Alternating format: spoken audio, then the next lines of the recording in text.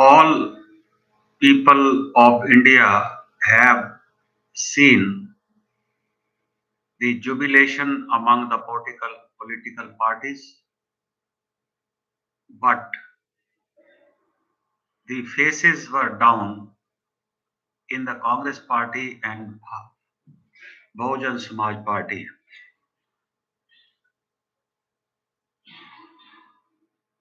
That is, the gloom descended on their faces and the jubilation was there. There are many people, particularly those who do not go to booths to cast their votes. They understand that something like opportunism is going on in Indian polity, and the political leaders, once they are elected, they make the government of course, and they are vested with huge power and money to utilize it for the purpose according to their decided criteria. Before 1990, there was a struggle for living a normal life. The resource constraint, particularly due to the model of development adopted by Pandit Jawaharlal Nehru, where the resource generation was expected to be from the taxes and the public sector companies, that the public sector companies will produce, people will earn and pay taxes by way of VAT or income taxes. Besides, there was a massive deficit financing, which was finally responsible for high inflation, and high inflation has impacted the lives of the poor, and therefore the government in 1970s was challenged by the socialist leader like Jayaprakash Narayan and few more. And afraid from the challenge, the Prime Minister Indira Gandhi imposed an emergency in 1975, and in 1977, when the emergency was lifted, the elections held Janata Party with so many combinations of political party had come to rule, but it broke down into splinters. Again, resurgence of Congress had taken place in 1990s, 80s, and whether Indira Gandhi could have brought any miracle after 75, it was yet to be seen, but she was assassinated in 1984. There was some additional knowledge to Rajiv Gandhi, and he did whatever he could do. The growth rate of 1980s was definitely different from 1970s and 1960s, when there was an acute problem of poverty and disguised unemployment in rural sector.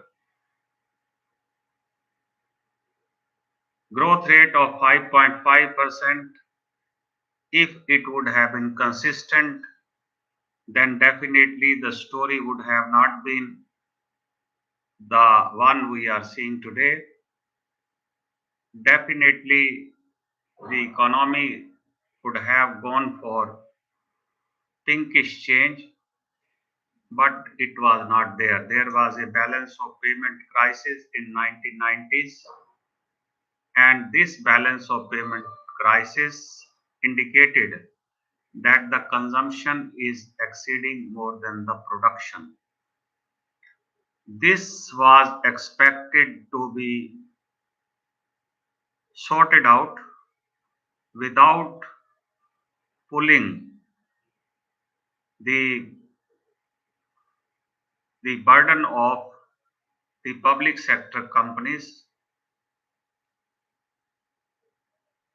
Therefore, a new paradigm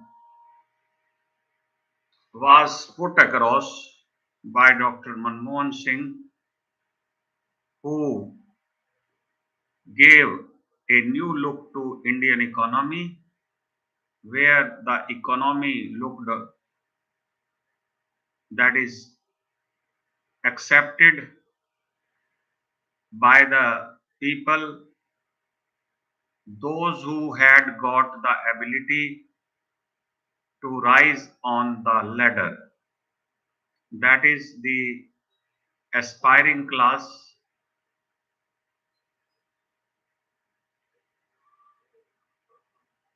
But before this model was given, that the old generation leader like Mr. VP Singh, they were thinking in a different way. They wanted that somehow the poverty should be tackled with the reservations to OBC.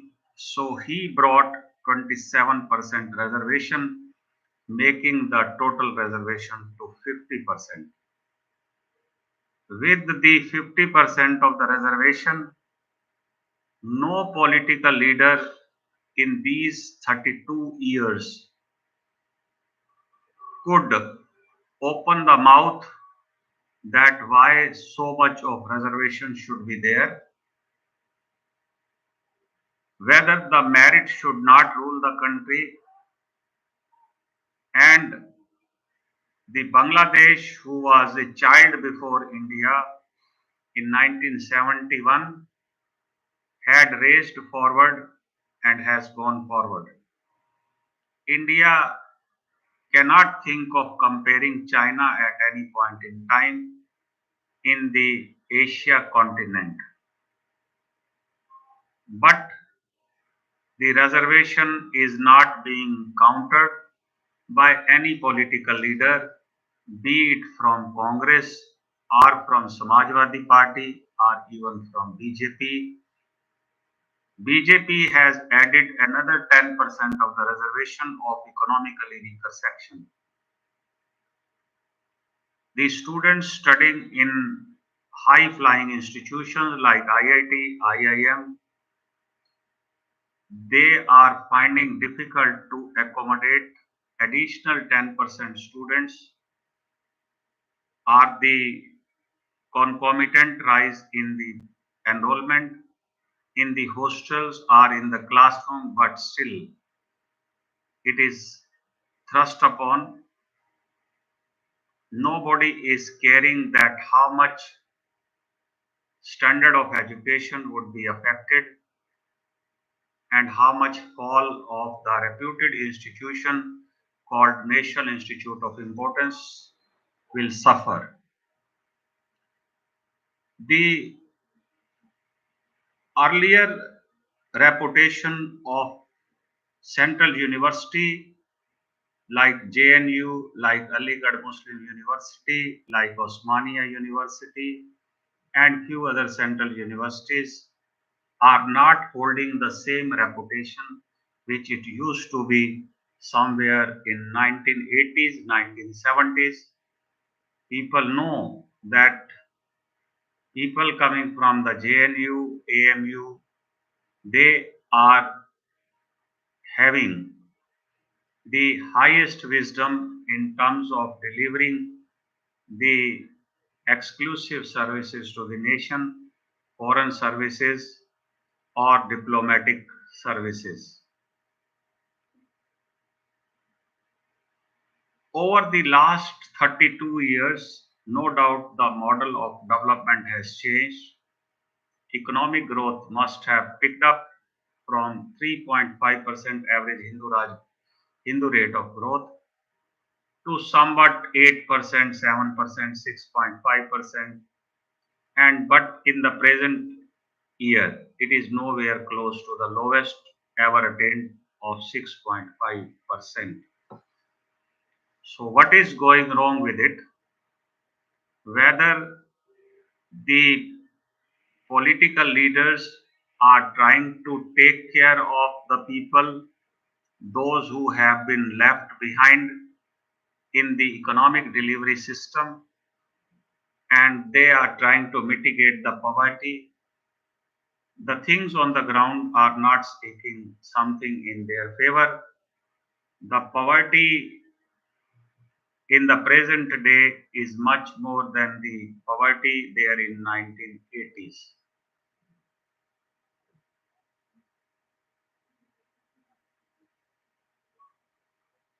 They may say that it is a transient phase because there was a bone breaking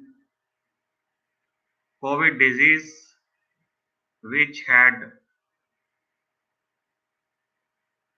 taken the lives and livelihood of the people of the country, and after that the government says that they are now going fast to achieve the growth rate of 7 to 8%.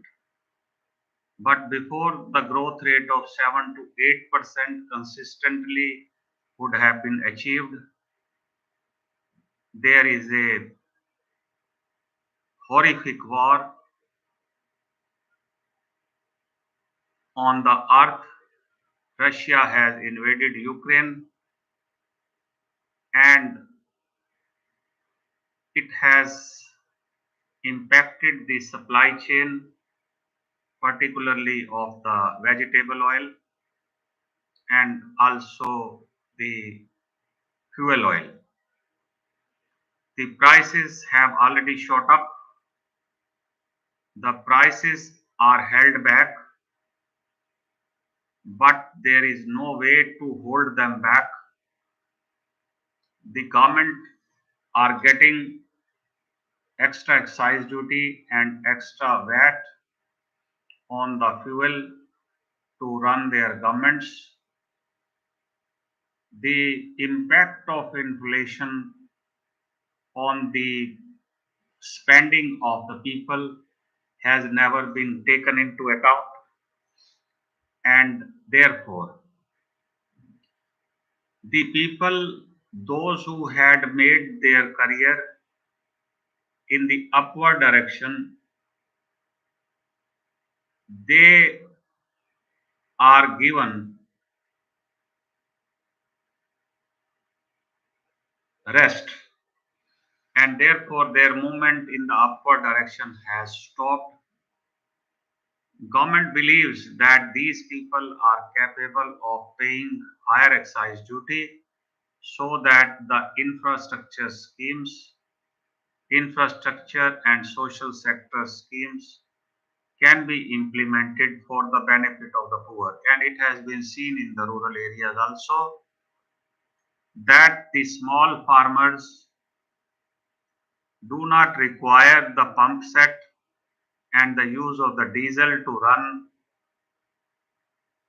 his agriculture of small value, and he does not have the bike to use the fuel to go somewhere. People in the hinterland are still using the bicycle, and the production of bicycle is still so high.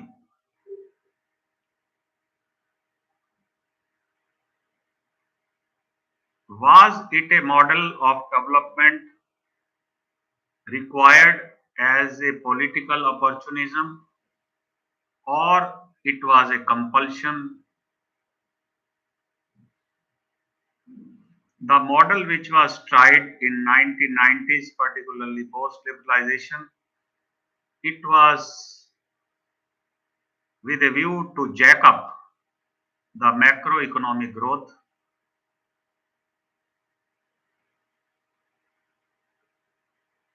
as much as possible,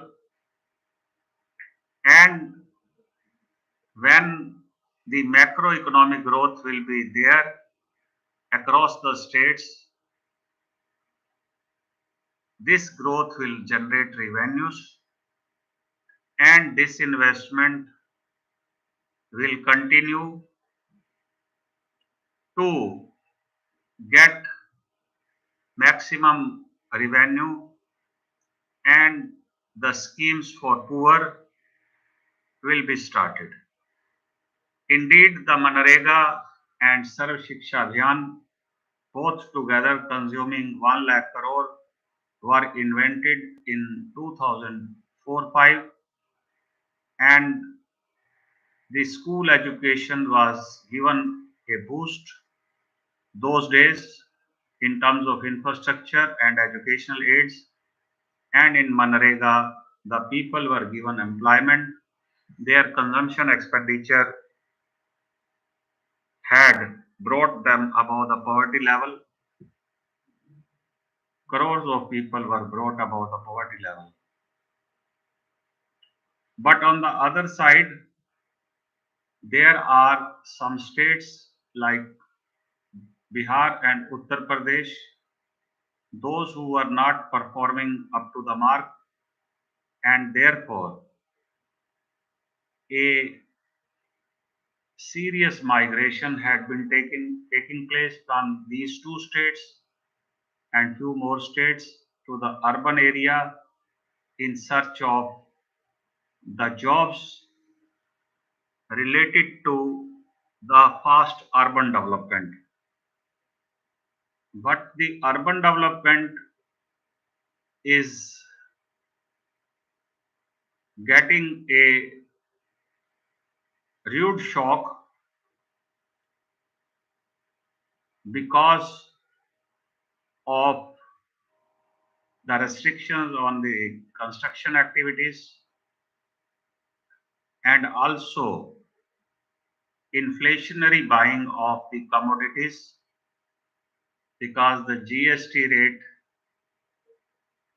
has impacted the purchasing power in the cities. The employment prospects are not very bright.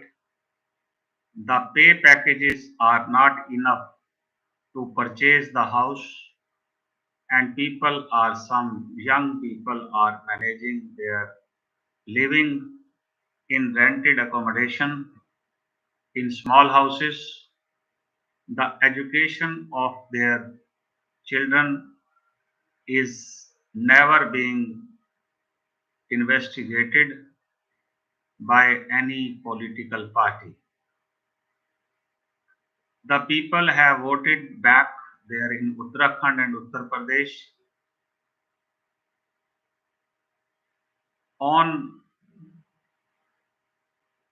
on the promise that the government will continue to splash funds for various schemes, even if the agriculture reform is delayed for another few years, because the consistency of reforms is again opportunism for this government. Agricultural laws were brought in, and after 1 month protest, these are rolled back. Now the question no one is asking, whether these were not meant to benefit the small farmers. Obviously, when drafting the laws, The government must have considered that how small farmers can be benefited, but finally the government buckled down under the pressure of the big fatty farmers in Punjab, Haryana and Uttar Pradesh, Western Uttar Pradesh, in order to win the election, particularly in Uttar Pradesh. It will be a big loss.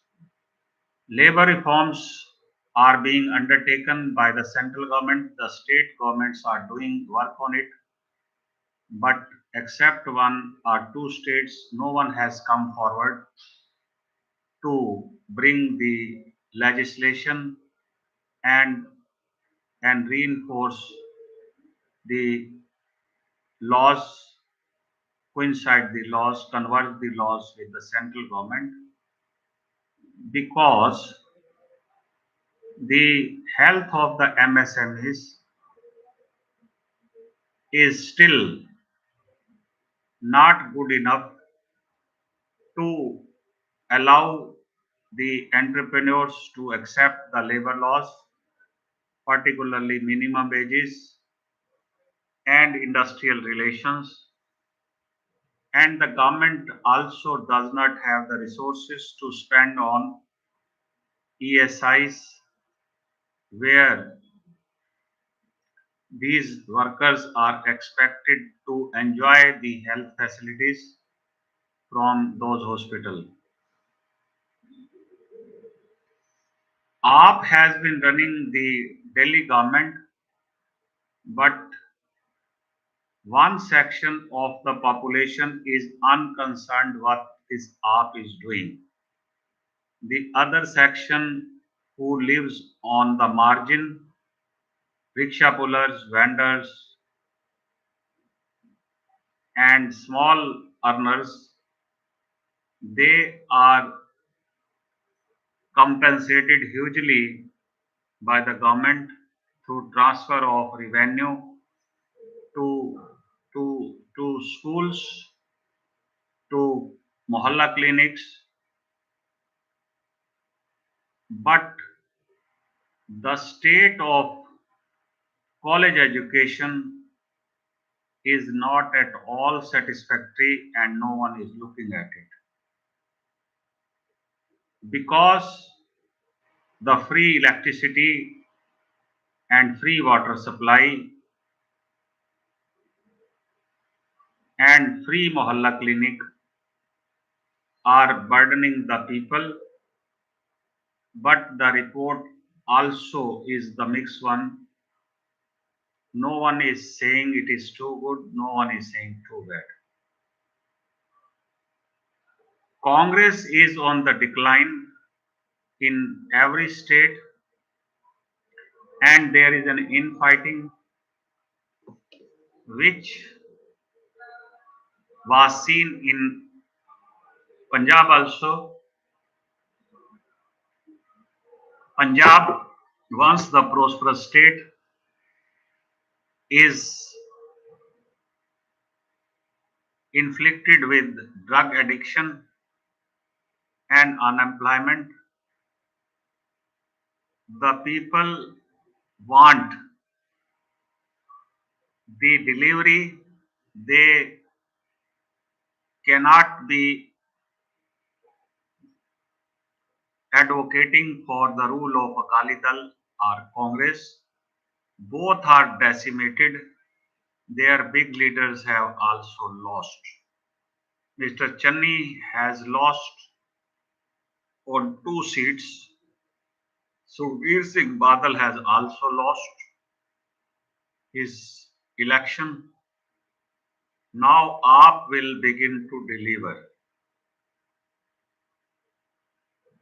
Basically, it is further burdening of the taxpayer money when new parties come, new political leaders also join. Other political parties also continue to work for their winning. So that kind of burden and manpower force for political administration will be there. No one will sit silent.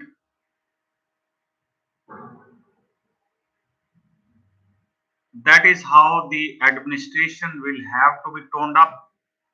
The lax administration will be toned up.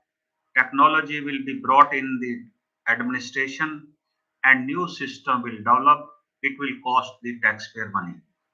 If the education system is on the wane there in Punjab and Deputy Chief Minister of Delhi is saying that now they will look at the state of education because they know how to improve the administration in schools and hospitals.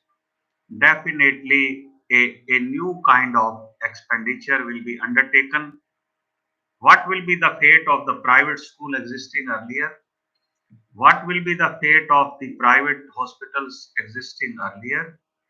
What will be the fate of the plot of land given to the schools and the colleges and the engineering colleges when the government will now will start working? It is a politics of opportunism. Because of the lax rule of the previous major governments, Akali Dal and the Congress,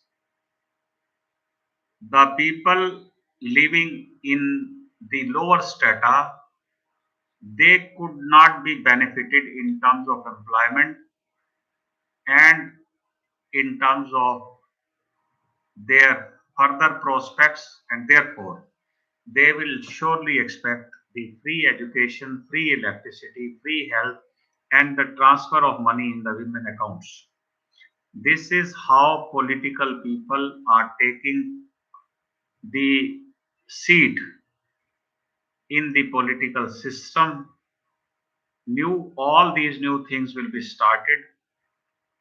But what about the taxpayer money which is coming from limited population through their sheer hard work, and it will be spent on overcoming the weaknesses of the previous dispensation.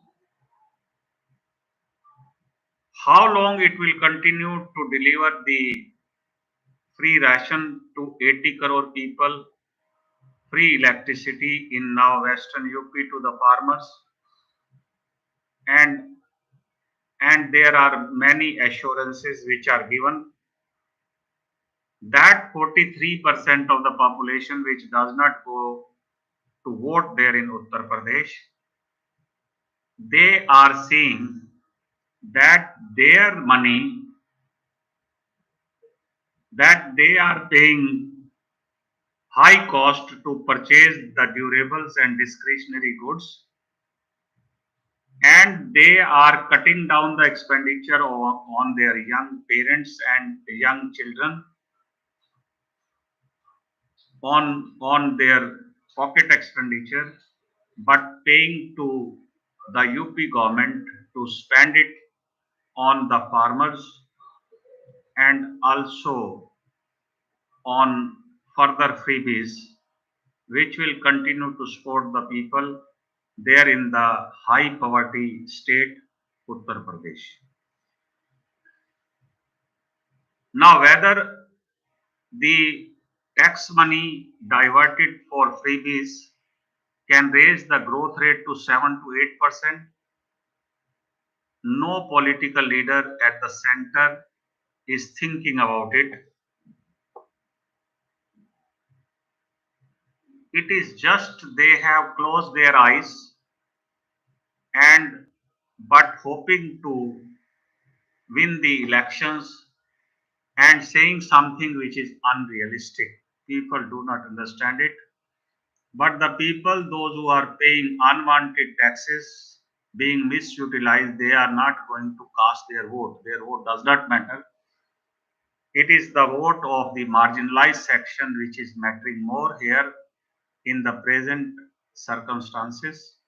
It is how the Aam Aadmi Party has enjoyed the two-third majority, three-fourth majority there in Punjab and also ruling Delhi for the last several years. Nobody is looking at the standard expected from IITs, IIMs, AIMS, and reputed universities in India. There is hardly any university which come among 200 top ranking universities of the world, whereas China has large number of universities coming among 200.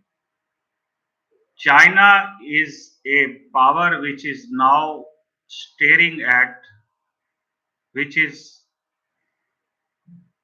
threatening the US economy, US superpower,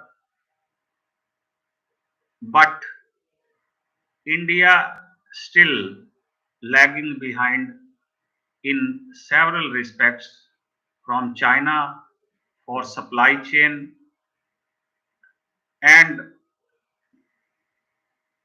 and maintaining the training and education standard at par with China in order to get the growth rate of 7 to 8%. China has gone up to the growth rate of 12%, but it is finishing at 6% when it was expected to raise up to 12%. The demonetization and the erroneous GST has taken away the growth rate of 4% out of it because the economy has been steadily falling down and finally it ended up at 4%. At low base, they are expecting that it can go up to 7 to 8%, but people are ignoring that the debt to GDP ratio is almost 90%. The debt repayment in India is not so easy, particularly when the inflation is very high and the repayment is also difficult at high rate of interest. The yield of the government security is around 7%. The rupee has depreciated up to 78 to 79 a dollar. The Brent crude oil is $130 per barrel. Now, when we are putting a burden on the consumers in urban area, those who consume and pay GST, they travel, they use communications to pay for their tariff, they stay at hotels to pay for GST, they buy houses to pay for GST, and same they pay registration charges in transport authority to make the tax revenue for the states. So how long they will continue to purchase and pay GST to the government, and the government will utilize it for the marginalized section of the society, so that sometime or the other in 2022 it was a UP election. Now, this election will set a tone for the central election, Lok Sabha election in 2024. It means the same freebies will continue up to 2024. The question is that when this is the a set rule that winning of the election has to be there, whether the freebies have to be increased, but why then the 7 to 8% growth? Growth comes when there is an employment push and educational standard is made as attractive as possible. Malnutrition has to be finished. Women labor force has to be improved and women employment opportunities will have to be increased. How can these be increased? Without the training centers, without polytechnic, or without ITIs, or without strong IITs, or without strong aims and and and healthy medical colleges across the countries. The states are unable to maintain their previous medical colleges. One can see the fate of medical colleges in Uttar Pradesh, in Bihar during COVID, that these hospitals, all wards were mortuaries. The dead bodies were dumped there. So, with this state of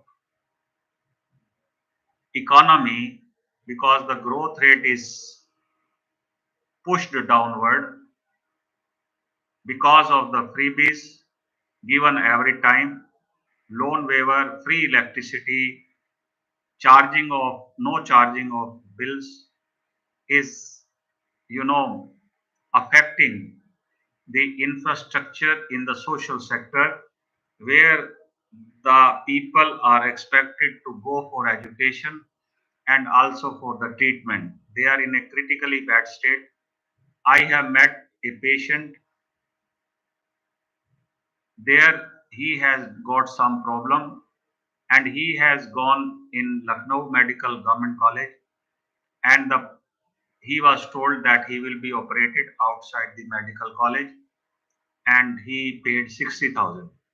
So, but his problem could not be cured, and still he was looking for some other consultation. Then definitely another 60,000 will have to be spent in case he has to get cure the old disease. The point is that why not to strengthen the medical colleges? Why not to strengthen the educational institutions? Why not to strengthen the polytechnic? Why not to open more ITIs? Why not to increase the funding on IITs? Why not to build the superstructure for IIMs? Why not to strengthen the Indian Agricultural Research Institutes? These are possible only when the growth rate will be accelerating 7 to 8%, 8 to 9%, 9 to 10%, 10 to 11%, 11 to 12%. So freebies are required, but whether these are the freebies alone which eats away a significant revenue to be spent on building the institutions and infrastructure, it is going on unthoughtfully. No political leader is thinking seriously. They are looking at the short term benefits of winning the election.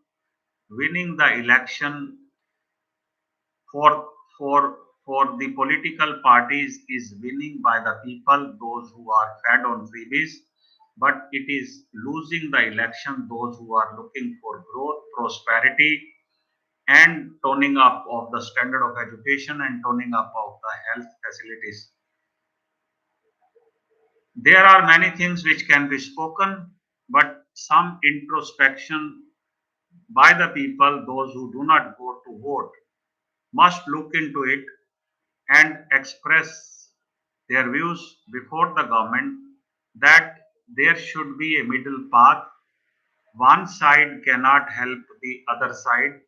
One side doles cannot help the benefits accruable to the other side.